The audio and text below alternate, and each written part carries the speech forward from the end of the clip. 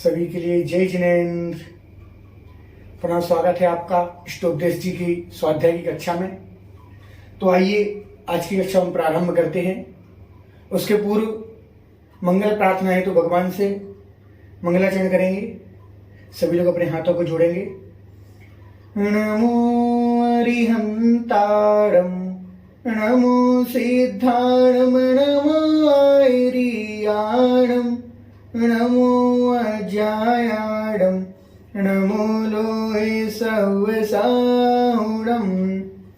यस्य स्वयं स्वभावाप्ति प्रभावे कृत्स्नकर्मण तस्मै संज्ञाने रूपाय नमोस्तु परमात्मने।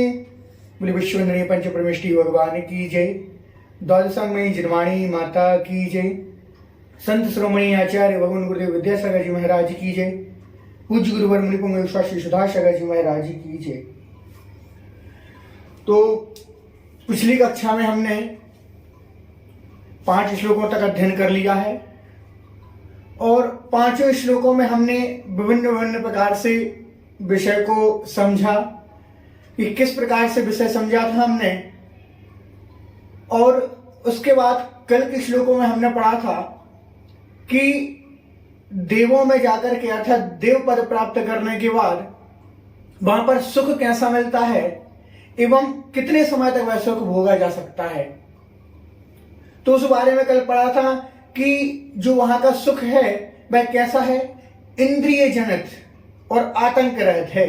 अर्थात 5 इंद्रियों से संबंधित जितना सुख मिलता है वह कैसा है, आतंक से सहित। अर्थात वहां पर जब तक रहेंगे तब तक कोई परेशानी आने वाली नहीं है। अर्थात 5 इंद्रियों को सुख बहुत अधिक मिलने वाला है। उसके बाद था कि दीर्घ कालोपलालितम अर्थात बहुत लंबे समय तक भोगने योग्य। कितने समय तक, यदि कम से कम यदि कोई व्यक्ति कोई मनुष्य वहां पर देवपद प्राप्त करता है और सबसे कम यदि आयु प्राप्त करता है तो कितने वर्ष, 10,000 वर्ष। थोड़ा मोड़ा नहीं, कितना, 10,000 वर्ष। और 33 सागर तक सबसे अधिक आयु। तो सबसे कम 10,000 वर्ष तक भोगेगा और अधिक से अधिक 33 सागर तक आयु वाले देव वहां पर सुख भोगते हैं। चूंकि सागर की परिभाषा कल बतला दी थी कि एक सागर कितना बड़ा होता है, तो आप उसका रिवीजन करें और देखें कि कैसे वहां पर इतना सुख भोगने के बाद भी वहां पर इतना सुख है फिर भी अनंत सुख नहीं है। अनंत सुख तो कहां कहा है, सिर्फ और सिर्फ अनंत सुख तो मोक्ष में ही कहा है कि यहां तो एक निश्चित समय है।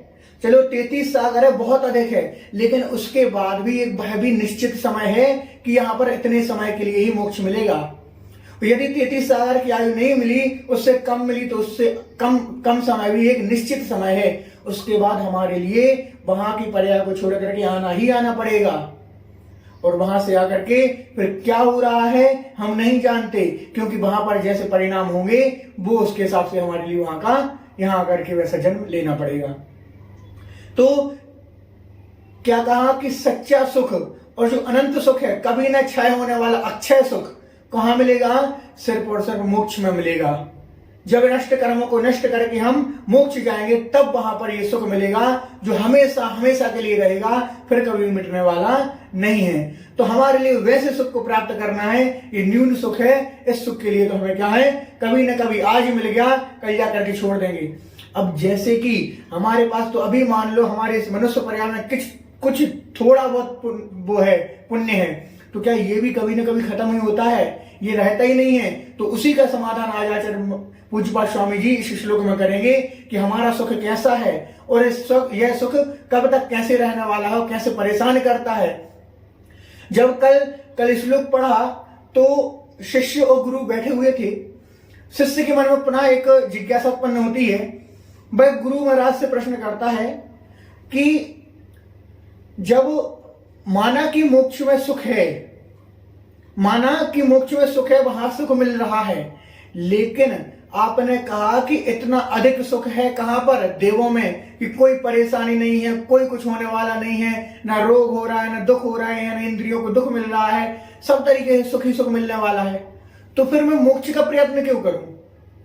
अर्थात यहाँ पर जिज्ञासा उसको है कि भाई मैं मोक्ष के लिए इतना अधिक प्रयत्न क्यों करूं, जब मेरे लिए स्वर्ग में इतना सुख मिल रहा है तो मुझे नहीं जाना मोक्ष, मैं तो स्वर्ग के सुखों में मग्न हूं, वहीं के सुख भोग रहा हूं।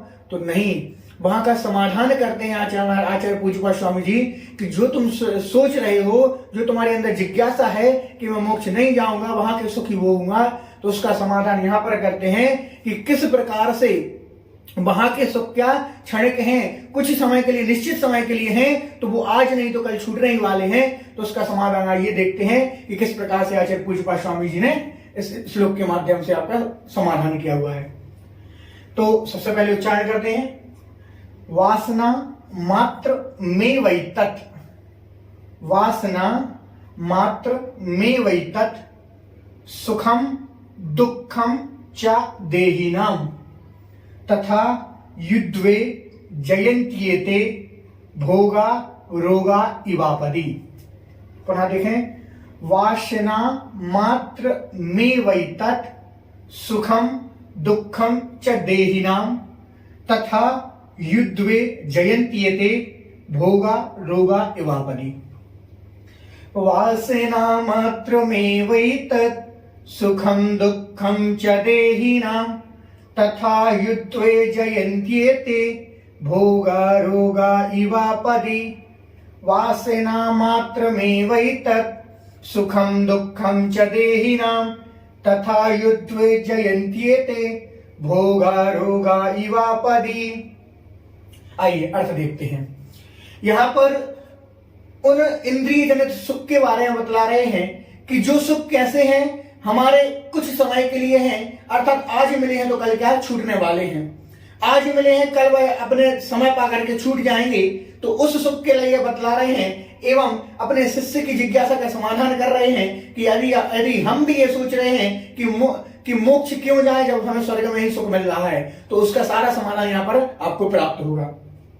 तो कहा कि वासना मात्रम एतत्, वासना अर्थात भ्रम, कल्पना, कल्पना मात्र, भ्रम मात्र, मात्र भ्रम मात्र है, एतत् अर्थात यह है, एतत् यह है, भ्रम मात्र है, सुखम दुखम, सुख और दुख, चार शब्द और के लिए आता है, सुख और दुख। वासना मात्र अर्थात भ्रम मात्र है, यह है सुख और दुख, देहिनाम शरीरधारियों के। कौन है शरीरधारी? हम सभी, जिसके पास शरीर है वो क्या है? शरीरधारी, अर्थात देहिनाम शरीरधारी, शरीरधारियों के। एतत् अर्थात यह है सुख और दुख, वासना मात्र अर्थात यह भ्रम मात्र है, कल्पना मात्र है। क्या कि जो शरीरधारी हैं या मनुष्य हैं, कोई भी है, तो उनके सुख कैसे हैं? मात्र कल्पना है। ये हम जो छोटे मोटे सुखों को भोग रहे हैं, थोड़ी सी संतुष्टि मिल रही है, किसी चीज की प्राप्ति होने पर खुश हो जाते हैं, तो ये सुख नहीं है, ये तो आपकी कल्पना है। इतने से सुख से कुछ नहीं हो रहा है, ये तो मात्र कल्पना हुई, ये कल्पना मात्र है आपकी है सुख। क्या कह रहे हैं कि ये शरीरधारियों के सुख दुख मात्र कल्पना मात्र है। ये क्या करते हैं ये सुख? ये ही उद्वे जयंती एते, संधि विच्छेद करने पर एते उद्वे जयंती, अर्थात ये निश्चित रूप से उद्वे जयंती व्याकुल करते हैं। एते अर्थात यह है क्या? भोगा भोग, रोगा एवापदि रोगों की तरह। जो हम किस में सुख मना रहे हैं? भोगों में सुख मना रहे हैं। हमें सुख हो रहा है, किससे हो रहा है? हम भोगों को पूर्ण करते जा रहे हैं, हमारे लिए जो भोगना है उसको हम पूर्ण कर रहे हैं, तो क्या हो रहा है? हमें सुख मिल रहा है, हमें सुख की अनुभूति हो रही है। हम ये सोच रहे हैं कि हम भोग पूरा कर लेंगे, हमें इस चीज की आवश्यकता है, हम इस चीज को पूरा कर लेंगे तो हमें क्या हो जाएगा? हमें सुख मिल गया, खुश हो गए हम। लेकिन वह सुख भी तो कितने देर के लिए था? थोड़ी देर के लिए था, मिला बस, थोड़ी देर खुशी और बस, उसके बाद क्या है? छूट जाता है। लेकिन यहां पर क्या कह रहे हैं कि यदि आप उन भोगों के सुख में, भोगों की खुशी में मग्न हो रहे हैं, उनको ही सच्चा सुख मान रहे हैं, तो ये आपके कैसे हैं? उद्वे जयंती भोगा, भोग आपको उद्वे जयंती व्याकुल करते हैं। किस तरीके से? रोगा एवापदि रोगों की तरह। ये आपके भोग जिनको आप सुख मान रहे हो, ये आपको रोगों की तरह परेशान करते हैं। कैसे परेशान करते हैं? तो कहा कि जब हमारे लिए कोई रोग हो जाता है, कोई रोग हुआ, तो रोग होने में मान लो खुजली इत्यादि रोग हुआ। अब क्या होता है, थोड़ी सी खुजली चली हमें, तो क्या हम उसको खुजलाएंगे, खुजलाते जाएंगे, थोड़ा सा आनंद आता जाएगा, थोड़ा बहुत आनंद आएगा और खुजलाते जाए, खुजलाते जाए। अब खुजलाने के बाद पहले तो अच्छा लग रहा था, खुजलाते जाओ, खुजलाते जाओ, और क्या, जब ये सारे के सारा जब जलन होने लगी, खून आने लगा, तो कितनी तकलीफ हुई, बहुत परेशानी हुई। पहले तो अच्छा लग रहा था, यहाँ खुजला ले, खुजला ले, खुजला ले। उसके बाद कैसा लगा, दर्द हुआ, जलन हुई, सारी चीजें हुई। तो क्या ये जो भोग हैं उसी तरह हमें परेशान करते हैं, उद्विजेंद्रिय व्याकुल करते हैं, रोगों की तरह। कोई रोग हो जाता है तो वह हमारे लिए छूटने में पूर्व बहुत दुख देता है, उसी प्रकार यह भोग भी हमें क्या है, बहुत दुख देते हैं। इन भोगों को हम जो सुख मान रहे हैं, ये सुख हमारा नहीं है, ये तो भ्रम मात्र है, कल्पना है। ये छूट जाएगा, ये नहीं रहेगा। क्या है, हम भोगों को मान लो किस प्रकार से ये परेशान करते हैं भोग। हमें मान लो आदत लग गई, अब हमें किसी भोग की आदत लग गई, हमसे बिना एसी कूलर के नहीं बैठा जा रहा है, हमसे थोड़ी देर भी भूखे नहीं रहा जा रहा है, मंदिर में हम एक आसन में नहीं बैठ पा रहे हैं, एक आसन से नहीं बैठ पाते, हमें सुख चाहिए होता है, स्टूल चाहिए, कुछ भी चाहिए। तो क्या ये आदत हो गई, भोग हमारे लिए कोई भी चीज समझ लो इससे संबंधित कि जो हमारी आदत में लग रही है वो यदि हमारे हैं तो उनसे छूटना। अब विचार करो जरा आप, हम उससे कैसे छूट पाते हैं? नहीं छूट पाते, क्योंकि हम उसमें इतने मग्न हो गए हैं, इतने मग्न हो गए हैं कि उनसे निकलना अब हमारा मुश्किल हो गया है। थोड़ी देर के लिए पंखे कूलर बंद करके देखो, कैसा फील होता है, कैसा महसूस होता है कि अरे ये गर्मी, इतनी गर्मी लग रही है। ठंडियों का समय आया, थोड़ी देर के लिए हीटर इत्यादि बंद करके देखो, अरे बहुत ठंडी है, बहुत ठंडी है, कपड़े इत्यादि गर्म नहीं पहने तो बहुत ठंडी है। लेकिन उस जगह मुनि महाराजों को देखो कैसे वो सहन करते होंगे। तो वही है कि जिस ये भोग हैं, ये भोग जब हमसे दूर होते हैं हमारे लिए, हम मान लो हम कुछ भोग भोग रहे हैं, उन भोगों ने हमने भोगा, अब वो हमारे दूर होने वाले हैं। कोई हमारा सच्चा था, किसी के साथ हम रह रहे थे, अब जब वो हमसे दूर हो रहा है तो क्या हो रहा है, बहुत दुख हो रहा है, हमें बहुत दुख मिलता है। क्यों? क्योंकि वह भी हमारे भोगने में कार्य आ रहा था। इसलिए हमारे लिए क्या, इन सारे भोगों को जो हमें सुख लग रहे हैं, सुख है नहीं, सुख लग रहे हैं। क्या, कैसे सुख लग रहे हैं? क्योंकि हम क्या सोच रहे हैं, ये भोग हमारे सच्चे सुख को देने वाले हैं, तो ये नहीं है। इसलिए इन हमारे लिए सारे भोगों से सुख नहीं, खुश नहीं मनाना है, ये सच्चे सुख नहीं है, ये तो सिर्फ मात्र कल्पना मात्र है, ये आज नहीं तो कल छूटने वाले हैं। अब यहाँ पर एक प्रश्न उठता है कि यहाँ पर देवों से संदर्भित क्या कहा कि जब शिष्य के मन में जिज्ञासा उठी कि वहां पर जो देव हैं, देवों में जाकर के सुख मिलेगा, तो अब हम यहाँ पर आकर के मोक्ष इत्यादि के लिए क्यों कार्य करें? तो कहा कि वहां पर जब देवों का क्या होता है, एक व्यवस्था ऐसी होती है कि देवों की आयु जितनी रहती है, वहां पर पहुंचने के बाद से ही उनको क्या सुख भोगने मिलने लगता है। जैसे जैसे आयु पूर्ण हुई, जितने भी वर्ष की उनको आयु मिली थी, सारी आयु उन्होंने भोग ली। अब सिर्फ शेष समय बचा उनके पास 6 महीने का। तो जो 6 महीने का समय होता है तो उनको मालूम चलने लगता है कि अब क्या मेरी आयु पूर्ण होने लगी। उनके गले में एक माला होती है, तो वो माला क्या धीरे धीरे से मुरझाने लगती है, तो उन्हें मालूम चल जाता है अब मेरी क्या आयु समाप्त होने को है, निकट है। उनको मालूम चलने लगता है 6 महीने पूर्व से ही। तो क्या होता है, अब जो देव थे वो क्या इन सारे जो वहां पर इंद्रिय में सुख मिल रहे थे, सारे सुख मिल रहे थे, उसमें क्या बहुत मग्न हो जाते हैं, वहां के भोग में बहुत मग्न हो जाते हैं। तो क्या अब उनसे बिछड़ने के दिन आ गए उनके। अब ये सोचते हैं 6 महीने बचे हैं, अरे ये सुख मेरे जो मिल रहे थे मुझे मिलेंगे और आगे नहीं मिलेंगे, ये जो सुख मुझे भोगे हैं अब इनको मुझे छोड़ना पड़ेगा। जो मेरी देवी देवियां हैं ये सारी मेरे क्या छोड़ने पड़ेंगी। जो मेरे नौकर चाकर इंद्र थे वह अब मेरे कार्य नहीं करेंगे। ऐसे विभिन्न प्रकार से उनके मन में क्या हो जाती है, शंका उत्पन्न होने लगती है और वो मन से क्या हो जाते हैं, व्याकुल हो जाते हैं, परेशान हो जाते हैं। और परेशान होने के बाद क्या होता है, जब वह परेशान होते हैं तो उनके क्या होते हैं, अब बंद हो जाता है। तो इसीलिए तो वहां से आकर के जिनके जो समता परिणाम रखता है तो वो तो मनुष्य पर्याय में आ जाता है, लेकिन जो समता परिणाम नहीं रख पाता है, जो ऐसे सारे विकल्प करता रहता है, वो क्या बन जाता है, त्रियंच बन जाता है। और ठहरा करके वहां तो इतने सुख भोग करके आया और अब क्या कर रहा है, त्रियंचों के दुखों को सहन कर रहा है। और आप सभी परिचित हैं कि त्रियंचों का कोई भी जीव हो, एक इंद्रिय से लेकर के पंच इंद्रिय तक कोई भी त्रियंच जीव हो, उसको हमेशा दुख ही दुख मिलता है, उसको सुख नहीं है, उसको सुख मिलता ही नहीं है। तो वहां से आकर के क्या हुआ, उसके लिए अब त्रियंचों के दुखों को भोगना पड़ा। तो हम भी नहीं चाहते कि हमें ऐसा सुख मिले। हमें सुख कौन सा चाहिए, अनंत सुख चाहिए, अक्षय सुख चाहिए, जो कभी मिटने वाला नहीं है। वो कहां मिलेगा, हमारे लिए वो मिलेगा मोक्ष में। तो उस मोक्ष के लिए हमें क्या करना चाहिए, प्रयत्न करना चाहिए। इसलिए पुनः एक बार इसका अर्थ देखें हम कि यह जो सुख दुख हैं, किसके, देही नाम मनुष्यों के जो सुख दुख हैं, यह कैसे हैं, वासना मात्र, कल्पना मात्र हैं, कल्पना मात्र है। ये तक यह सुख दुख देही नाम मतलब शरीरधारियों की यह सुख दुख केवल वासना मात्र, भ्रम मात्र है।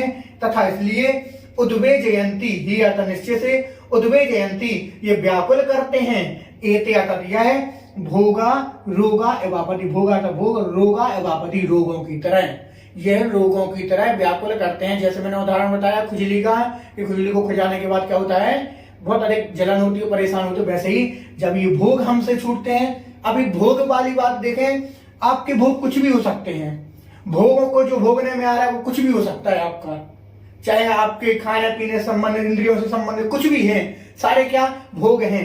पहले तो मिलता है, मिलने के बाद जब ये छूटते हैं तो क्या होता है, हमें बहुत अधिक कष्ट होता है, बहुत अधिक परेशानी होती है। इसीलिए यहां पर कहा कि ये सच्चा सुख नहीं है। तो यहां पर उस शिष्य की जिज्ञासा का समाधान होता है कि सच्चा सुख तो सिर्फ मोक्ष में ही है, यहाँ पर ये स्वर्ग में भी सच्चा सुख नहीं है। इसलिए हमें स्वर्ग तक निश्चित नहीं रह जाना, हमें भी नहीं सोचना है कि हमारे लिए कहां स्वर्ग के सुख को प्राप्त नहीं करना। हमारा उद्देश्य तो क्या है, हमारा उद्देश्य तो मोक्ष सुख है बस। लेकिन ये भी मत सोचे ना कि जब स्वर्ग जाना ही नहीं है, हमें तो मोक्ष ही जाना, तो हम अभी भी प्रयत्न ना करें। नहीं, ऐसा नहीं। हम ये विचार करें कि ये स्वर्ग का सुख तो इसलिए कहा आपके लिए कि अभी हमें क्या मोक्ष नहीं मिल पा रहा है, मोक्ष का समय अभी आने वाला नहीं है। क्यों नहीं आने वाला, पंचम काल लगा, इसके बाद छठा काल आएगा, फिर छठा काल आएगा, फिर पंचम काल आएगा, फिर चौथा काल आएगा। कितने काल निकालने पड़ेंगे, पंचम काल ये, उसके बाद छठा काल दूसरा, फिर छठा काल, फिर पंचम काल, ऐसे 4 काल निकालने पड़ेंगे आपके लिए। मतलब 84,000 वर्ष लगभग इतना समय आपके लिए निकालना पड़ेगा। तो क्या आप नरक और त्रियंचों में निकालना चाहोगे ये समय, या फिर देवों में रह करके सुख प्राप्त करके निकालना चाहोगे? क्या सुख प्राप्त करके निकालना चाहोगे? हाँ। तो इसीलिए यदि हम चाहते हैं कि इतना अधिक समय हम सुख प्राप्त करके निकालें, तो हमारे लिए क्या करना पड़ेगा, स्वर्ग के योग्य कार्य करना पड़ेगा। तो यहां पर पिछले भी समाधान कर दिया कि स्वर्ग कैसे मिलेगा, स्वर्ग मिलेगा मोक्ष रूप कार्य करो, आप प्रयत्न करो क्या, मोक्ष का, स्वर्ग बीच में ही प्राप्त हो जाएगा, ज्यादा दूर तक जाने की आवश्यकता नहीं है। तो हम इतना ही समझें आज के लिए कि इस प्रकार से कि हमारे ये सुख हैं कैसे हैं, मात्र भ्रम ही है, ये हमेशा रहने वाले नहीं हैं। ये जो हम सुख मना रहे हैं ये कल्पना है, जिसमें हम मग्न हो रहे हैं, वो सच्चे सुख नहीं है। आया समझ में? आप पुनः इसको समझेंगे, पुनः देखेंगे, आप बार बार इसका अध्ययन करें, आपको अपने आप याद हो जाएगा।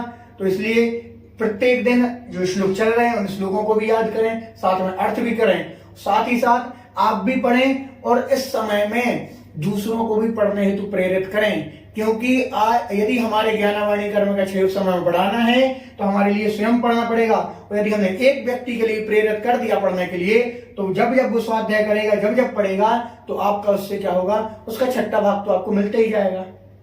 अर्थात वो स्वाध्याय करेगा तो उसका छठा भाग पुण्य का आपके खाते में आता जाएगा। तो आपको उससे भी क्या होगा, आपके ज्ञानावाणी कर्म का क्षय बढ़ेगा। तो आप भी अपने ज्ञानावाणी कर्म का क्षय बढ़ाएं और दूसरों के लिए भी प्रेरित करें पढ़ने के लिए, क्योंकि आज जो सारा है वो सब कुछ पुण्य ही है और पुण्य को अपना इकट्ठा करने हेतु प्रयत्न करना चाहिए। तो बस आज के लिए इतना ही, और सभी लोग अपना अध्ययन सुचारू रखें। इसी मंगलमय भावना से सभी के लिए पुनः जय जिनेन्द्र।